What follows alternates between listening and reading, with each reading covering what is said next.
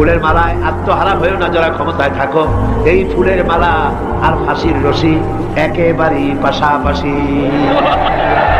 ইতিহাস থেকে শিক্ষা নাও, পূর্বপুরুষদের থেকে তাকাও।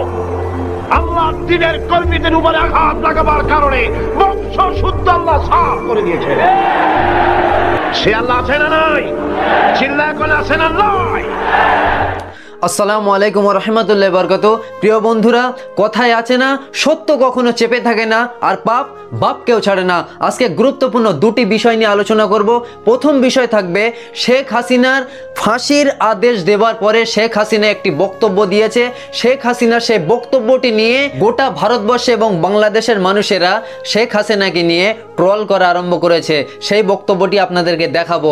আর দুই নম্বর বিষয় থাকবে যে আপনারা সকলেই জানেন ভারতবর্ষের কিছু হলুদ সাংবাদিকতা আছে, তারা টাকায় অলরেডি বিক্রি হয়ে গিয়েছে।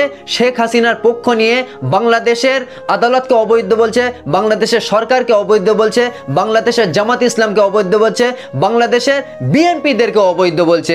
আগে কিন্তু বিএনপিদের তারা অবৈধ বলতো না, এখন বিএনপিরা যেই শেখ হাসিনার কঠোর বিরোধিতা করছে, এখন এই ইন্ডিয়ার হলুদ সাংবাদিকরা সেই বিএনপিদেরকেও অবৈধ বলে ঘোষণা দিচ্ছে। আর সব থেকে মজার ব্যাপার হচ্ছে যে লোহা কাটতে গেলে কিন্তু লোহার প্রয়োজন হয়, ঠিক তেমনি ভাবে কলকাতার কিছু সাংবাদিকরা হক কথা বলার জন্য কিন্তু উঠে এসেছে।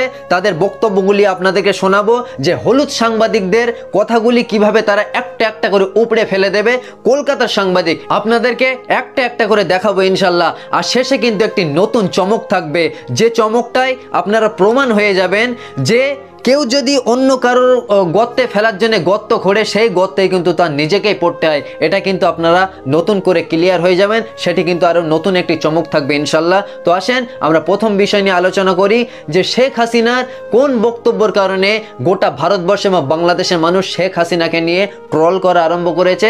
শেখ হাসিনার সেই কল রেকর্ডটা আগে আমরা একটু শুনে নেই, তারপর বিস্তারিত আলোচনা করবো ইনশাল্লাহ। বাংলাদেশের গণতন্ত্রকে আবার আমাদের পুনরুদ্ধার করতে হবে। অগণতান্ত্রিক অবৈধ সরকার থাকতে পারে না, সংবিধানটা অনুমোদন দেয় না। কাজে ইউনুসকে হটিয়ে গণতন্ত্র পুনরুদ্ধার করতে হবে। লকডাউন কর্মসূচি এবং সাথে ইউনুসকে পদত্যাগ করতে বাধ্য করতে হবে এবং তার হাত থেকে দেশকে রক্ষা করতে হবে। তার জন্য যা কিছু আছে যেভাবে হোক সবাইকে ঐক্যবদ্ধ থাকতে হবে। আজকে আবু সাইদ থেকে শুরু করে যতগুলি হত্যাকাণ্ড ঘটেছে এগুলি তো ইউনুসের মেটিকুলাস ডিজাইনের মাধ্যমে করা। আমরা কেন হত্যা করতে যাব ছাত্রদের? জুলাই 15 তারিখ পর্যন্ত যখন ওরা আন্দোলন করছে তাদের গায়ে একটা টোকাও লাগতে দেয়নি। আবু সাইদের বাবা নিজেই বলে দিয়েছেন যে তার ছেলের মাথার পিছনে গুলি লেগেছে, কিন্তু সারা বিশ্ব জানে আবু সাইদ বুক পেতে দিয়ে গুলি নিয়েছে। তো প্রিয় বন্ধু, আপনারা দেখলেন যে শেখ হাসিনা কিন্তু দুটি মারাত্মক কথা বলেছে। প্রথম কথাটা কি বলেছে যে 1400 ছাত্র জনতাকে যে হত্যা করা হয়েছে সেটা কিন্তু শেখ হাসিনা করেনি। আর একটা কথা বলে শেখ হাসিনা কিন্তু পুরো গাড্ডায় পড়ে গিয়েছে।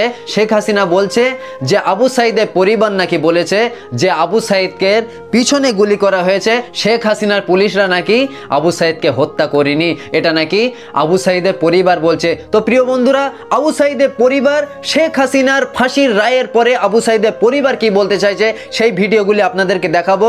নিশ্চয়ই তার ছেলের যদি পিছনে গুলি করা থাকে তাহলে শেখ হাসিনার ফাঁসি দিলে আবু সাইদের পরিবার তো খুশি হবারই কথা, এটাই তো স্বাভাবিক। তো আসেন এই ভিডিওটি আমরা আগে দেখে নেই। শুনি অবশ্যই আমি খুশি হয়েছি। সরকারের কাছে দাবি ভারত থেকে নিয়ে আসার জন্য, নিয়ে এসে যেন ফাঁসি কার্যকর করে আমার জীবন দশায় আমি যেন দেখতে পাই। একটু অন্তরটা ঠান্ডা হলো, পুরো কার্যকর হলে আরো আমি খুশি হব। আমার ছোট ভাই আবু সাইদ সহ অসংখ্য মানুষকে গুম খুন হত্যা করেছে। এই হত্যার পরিপ্রেক্ষিতে আজকে যে রায়টা হলো, আমরা চাই শেখ হাসিনাকে বাংলার মাটিতে এনে এই রায় কার্যকর করা এবং যারা রাজনীতিবিদ আছে তাদের কাছে যেন এটা একটা দৃষ্টান্ত হয়ে থাকে যে একটা গণতান্ত্রিক দেশে অগণতান্ত্রিক প্রক্রিয়ায় রাষ্ট্রীয় ক্ষমতা ধরে রাখলে তার শেষ পরিণতি কি হয়। এবং শহীদ ফ্যামিলির, আবু সাইদের শহীদ ফ্যামিলি হিসেবে, ভাই হিসেবে আমার একটা প্রত্যাশা যে আমরা যেন এই রায়টা আমরা যেন দ্রুত সময়ে দেখতে পাই। তাহলে আমরা আমাদের ভাই হারাইছে, আমরা তো ভাইকে ফিরে পাবো না, কিন্তু আমরা যেন সচক্ষে আমাদের ভাইদের খুনিদের যেন বিচারটা দেখে যাইতে পারি। আমাদের প্রধান উপদেষ্টার কাছে আমাদের একটা দাবি, শহীদ পরিবারগুলোর পক্ষ থেকে এবং আহত পরিবারগুলোর পক্ষ থেকে যে প্রধানমন্ত্রী শেখ হাসিনা তাকে বাংলাদেশে আনে এই মৃত্যুদণ্ডর কার্যকর অতি দ্রুত করতে হবে। তাহলে হয়তো আমাদের শহীদ ভাইয়েরা এবং শহীদ পরিবারগুলো তাদের আত্মা কিছুটা হলেও শান্তি পাবে।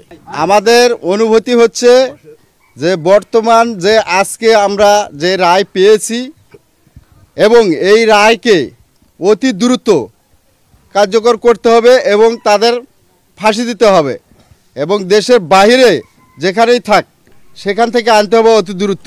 এটাই আমাদের প্রধান উপদেষ্টার কাছে আমাদের এটা দাবি আমাদের পরিবারের পক্ষ থেকে। তো প্রিয় বন্ধুরা, আপনারা দেখলেন যে আবু সাঈদের পরিবাররা তারা শেখ হাসিনার ফাঁসির রায়ের পরে তারা কতটা খুশি হলো। আর শেখ হাসিনা বক্তব্য দিচ্ছে যে আবু সাঈদের পরিবাররা নাকি সাক্ষ্য দিচ্ছে আবু সাঈদের গুলি পিছনে লিখেছে, শেখ হাসিনার পুলিশরা নাকি আবু সাঈদকে হত্যা করেনি। শেখ হাসিনা যে ডাহা মিথ্যাবাদী নতুন করে জনগণের কাছে আবার প্রমাণ হয়ে গেল। তো আসেন আমরা 2 নম্বর বিষয় নিয়ে আলোচনা করি যে ভারতবর্ষের যে সমস্ত হলুদ সাংবাদিকরা টাকায় বিক্রি হয়ে গিয়ে শেখ হাসিনার দালালি করতে শুরু করেছে। আর ঠিক এই মুহূর্তে ভারতবর্ষের কিছু সাংবাদিক আছে, কথায় আছে না, খারাপের ভিতরে কিছু কিন্তু ভালো লুকিয়েই থাকে। তো আসেন প্রথম কলকাতার কিছু বক্তব্য আপনাদেরকে শোনাবো, যেই বক্তব্যগুলি শুনে আপনারা এতটাই অবাক হবেন যা কল্পনার বাইরে। তো আসেন বক্তব্যগুলি আগে আমরা শুনে নেই, তারপর বিস্তারিত আলোচনা করবো ইনশাল্লাহ। কলকাতার ডেপুটি এডিটর বিশ্লেষক পরমাশিস খোসরায়। পরমাশিস, তোমাকে প্রথম কলকাতার এই লাইভ স্ট্রিমিং এ স্বাগত। পরমাশিস, কি বলবে এক সময়ের ক্ষমতাশালী প্রতাপশালী একজন নারী নেত্রী, বাংলাদেশের তিনবারের কথিত নির্বাচনী ব্যবস্থার মধ্য দিয়ে তার সরকারের প্রধানমন্ত্রী ছিলেন, যদিও এই মুহূর্তে তিনি পালিয়ে রয়েছেন দিল্লিতে, তার এই চূড়ান্ত শাস্তি তুমি কিভাবে দেখছো? দেখো, এখানে 3টে জিনিসের সামনে বাংলাদেশের রাষ্ট্রপ্রধানের শক্তি ধূলিসাৎ হয়েছে। তার অহমিকা, তার দম্ভ, তার স্বৈরাচারী মনোভাব, মানুষের রক্ত, মানুষের কান্না, মানুষের প্রতিবাদের ভাষা। সামনে রাষ্ট্রশক্তি কিন্তু আজকে পদদলিত হয়েছে প্রাতিষ্ঠানিকভাবে, অর্থাৎ আইনের শাসনের মধ্য দিয়ে, যেটা আজকে প্রমাণিত হয়েছে।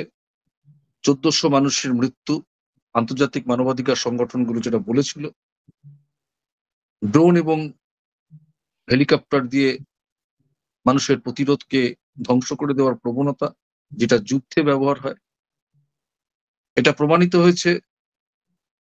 তিনি রাষ্ট্রপ্রধান হিসাবে তার রাষ্ট্রের জনগণকে তার কাছে শত্রু। ড্রোন ব্যবহার করে গুলি চালাতে হয় কেন? বাংলাদেশের টেলিভিশন সম্প্রচার করেছে সরাসরি, গোটা পৃথিবী দেখেছে, গোটা বিশ্বের বিভিন্ন গণমাধ্যম সরাসরি সেটা দেখেছে। কি ঘটলো? অন্যায়ের প্রাতিষ্ঠানিক রূপ, অন্যায় যেটা হয়েছিল সেটা আইনের কাছে আজকে প্রমাণিত। বাংলাদেশের হাজারো মানুষের, লক্ষ মানুষের আবেগ, কান্না, তাদের যে অধিকার থেকে তারা বঞ্চিত ছিল,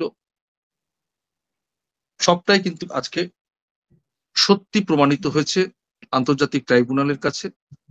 বাংলাদেশের মানুষের কাছে এটা একটা জয় বলতে পারো।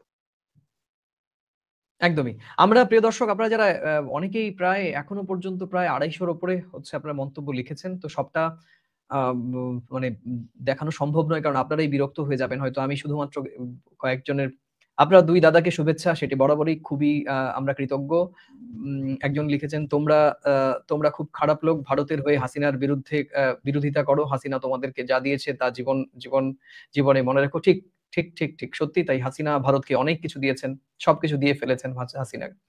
বিচার, একজন লিখেছেন বিচারের নামে সাজানো নাটক। আরেকজন লিখেছেন মৃত্যুদণ্ড হাসিনার অপরাধের তুলনায় যথেষ্ট নয়, যদিও এটার ওপরে কিছু নেই। আরেকজন লিখেছেন যে সম্প্রচার করলে সেটা বৈধ কোর্ট হয়ে যায় না, যে অভিযোগে কোনো বৈষয়িক স্তরে ভিত্তি নেই তাকে অভিযোগ বলা যায় না। কিন্তু ঠিক আপনি লিখেছেন, ধন্যবাদ আপনাকে। একদম রাইট বিচার, ভবিষ্যতে কোনো স্বৈরাচার সরকার হতে পারবে না, এটা যে কোনো রাজনৈতিক দল। আমাদের চোখের সামনে হত্যাগুলি হয়েছে, এগুলো কেমনে ভুলতে পারি? এই রায়ে সম্মান জানাই, কোনো ফ্যাসিবাদী যেন জন্ম না হয়। করবো আলহামদুলিল্লাহ, জালিমের বিচার হয়েছে। আওয়ামী লীগের চরিত্র কলঙ্কিত করেছে হাসিনার ক্ষমা নেই। একজন লিখেছেন ডেইলি নিউজ, উনি বলছেন যে প্রথম কলকাতা কি জামাতের ভারতীয় শাখা? আচ্ছা। আরেকজন লিখেছেন যে হেমাপ লিখেছেন 2 বাটপার। ঠিকই বলেছেন, কারণ আপনাদের সঙ্গে মতের মিল নেই দেখে আমরা বাটপার বা জামাতের ভারতীয় সংগঠন। তো প্রিয় বন্ধুরা, আপনারা দেখলেন এই দুই দাদা কিন্তু সুন্দর কিছু কথা বলেছে, আর এই সুন্দর হক কথা বলতে গিয়ে তাদের কিন্তু অলরেডি দুই বাটপার বা উল্টো পাল্টা বলে তাদের কমেন্টসে গালাগালি করা হয়েছে।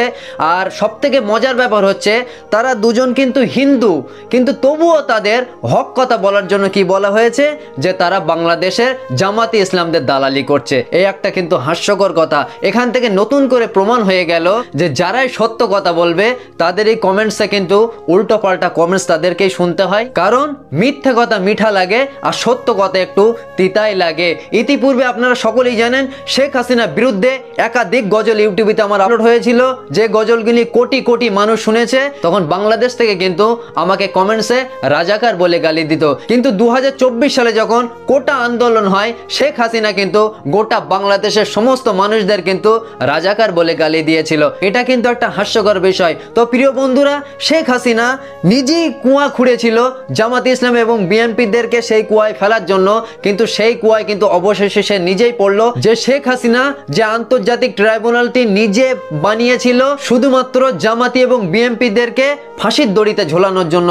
ইতিপূর্বে অনেকের ফাঁসির দড়িতে ঝুলিয়েছে, আপনারা এই ভিডিওটি না দেখলে বুঝতে পারবেন না। এই ভিডিওটি আগে দেখুন, তারপরে আমি ক্লিয়ার করে দেবো ইনশাল্লাহ। আদালতের কাজের উপর আমাদের হস্তক্ষেপ করার কোনো সুযোগ নেই। এই ট্রাইব্যুনাল যেন স্থায়ী থাকে। জজ সাহেব, এই আন্তর্জাতিক অপরাধ ট্রাইব্যুনাল যেন চালু থাকে, এখানে একদিন হাসিনারও বিচার হবে। এই কথাগুলো আজ থেকে ঠিক 10 বছর আগে বলেছিলেন বিএনপির প্রভাবশালী নেতা সালাউদ্দিন কাদের চৌধুরী। প্রভাবশালী এই নেতাকে 2015 সালের নভেম্বর মাসে মানবতা বিরোধী অপরাধের দায়ে ফাঁসিতে ঝোলানো হয়েছিল। ভাগ্যের পরিহাসে ঠিক 10 বছর পরে এই নভেম্বর মাসেই সাকা চৌধুরীর সেই ভবিষ্যৎবাণী এক নির্মম বাস্তবতায় পরিণত হলো। স্বৈরাচারী হাসিনা কি কখনো ভেবেছিল যে আইনে অস্ত্র হিসেবে তিনি সানিয়েছিলেন জামায়াতে ইসলামী সহ বাঘা বাঘা রাজনৈতিক প্রতিপক্ষকে চিরতরে নির্মূল করার জন্য? সেই একই অস্ত্র একদিন তার নিজের দিকেই ঘুরে দাঁড়াবে। তিনি যখন আন্তর্জাতিক অপরাধ ট্রাইব্যুনালকে ব্যবহার করে জামায়াতের শীর্ষ নেতাদের একে একে ফাঁসির মঞ্চে পাঠাচ্ছিলেন, তখন হয়তো তিনি ঘূর্ণাক্ষরেও কল্পনা করতে পারেনি যে এই ইতিহাসে একদিন চক্রাকারে তার দিকে ফিরে আসবে। কিন্তু ইতিহাস বড়ই নির্মম এক শিক্ষক। ঘটনার শুরু হয় 2010 সালে। 2009 সালে বিপুল ভোটে বিজয়ী হয়ে ক্ষমতায় আসার পর স্বৈরাচার হাসিনা সরকার 71-এর মানবতা বিরোধী অপরাধের বিচারের জন্য আন্তর্জাতিক অপরাধ ট্রাইব্যুনাল গঠন করে। 2013 সালের 21শে জানুয়ারি জামায়াতে ইসলামীর নেতা আবুল কালাম আজাদের বিরুদ্ধে এই ট্রাইব্যুনালের প্রথম রায় আসে। তার অনুপস্থিতিতেই তাকে মৃত্যুদণ্ড দেওয়া হয়েছিল। এর পরের ফলাফল সবারই জানা। আপিলের পর আব্দুল কাদের মোল্লার সাজা যাবজ্জীবন থেকে বেড়ে মৃত্যুদণ্ড হয় এবং তা অত্যন্ত দ্রুততার সাথে কার্যকর করা হয়। এটি ছিল এই ট্রাইব্যুনালের অধীনে প্রথম কোনো মৃত্যুদণ্ড কার্যকর করার ঘটনা। এই ঘটনায় প্রথম জোরালোভাবে প্রমাণ করে যে আইনের গতিপথ রাজনৈতিক ইচ্ছার উপর কতটা নির্ভরশীল হয়ে পড়েছিল। এরপর যেন জামায়াতে নেতাদের বিরুদ্ধে রায়ের বন্যা বয়ে যায়। দলটির আরেক সহকারী সেক্রেটারি জেনারেল মোহাম্মদ কামরুজ্জামানকে 2013 সালের 9 মে মৃত্যুদণ্ড দেওয়া হয়। জামায়াতের সেক্রেটারি জেনারেল আলী আহসান মোহাম্মদ মুজাহিদ এবং দলটির অন্যতম প্রধান অর্থদাতা ও শীর্ষ নেতা মীর কাশেম আলীকেও বিভিন্ন অভিযোগে মৃত্যুদণ্ড দেওয়া হয় এবং তা কার্যকরও করা হয়। জামায়াতের তৎকালীন প্রবীণ আমির অধ্যাপক গোলাম আজমকে 2013 সালের 15 জুলাই 90 বছরের কারাদণ্ড দেওয়া হয়। ট্রাইব্যুনাল তার রায়ে মন্তব্য করেছিল তার অপরাধ মৃত্যুদণ্ড যোগ্য হলেও বয়স বিবেচনায় সাজা কমানো হলো। শুধু তাই নয়, নভেম্বরে এই ট্রাইব্যুনালের আইনে বেশ কিছু গুরুত্বপূর্ণ সংশোধনে আনা হয়। আর এখানেই রয়েছে গল্পের আসল এবং সবচেয়ে নাটকীয় মোড়। এই ট্রাইব্যুনাল একদিন যেই শেখ হাসিনার হাতে গড়া অস্ত্র ছিল, যে আইনকে তিনি জামায়াতের বিরোধীদের দমনে ব্যবহার করেছেন বলে অভিযোগ ছিল, সেই ট্রাইব্যুনালই এবার তার বিরুদ্ধে ঘুরে দাঁড়ায়। পুনর্গঠিত ট্রাইব্যুনালের প্রথম যে মামলাটি দায়ের করা হয় সেটি আর কারো বিরুদ্ধে নয়, স্বয়ং এই স্বৈরাচার হাসিনার বিরুদ্ধে। তো প্রিয় বন্ধুরা, আপনারা দেখলেন এই আন্তর্জাতিক ট্রাইব্যুনাল হাসিনা বানিয়ে কত জনকে ফাঁসির দড়িতে ঝুলিয়েছে।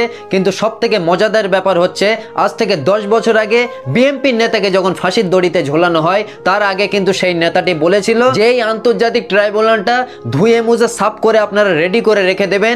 এই আন্তর্জাতিক ট্রাইব্যুনাল কেই হাসিনার কিন্তু একদিন ফাঁসির দড়িতে ঝুলতে হবে। সে কিন্তু আজ থেকে 10 বছর আগে এই কথাটি বলেছিল, আর আজকের বর্তমান সমাজে হুবহুব সেই কথাটি মিলে গিয়েছে। তো প্রিয় বন্ধুরা, হাসিনার কিন্তু ফাঁসি হবেই হবে।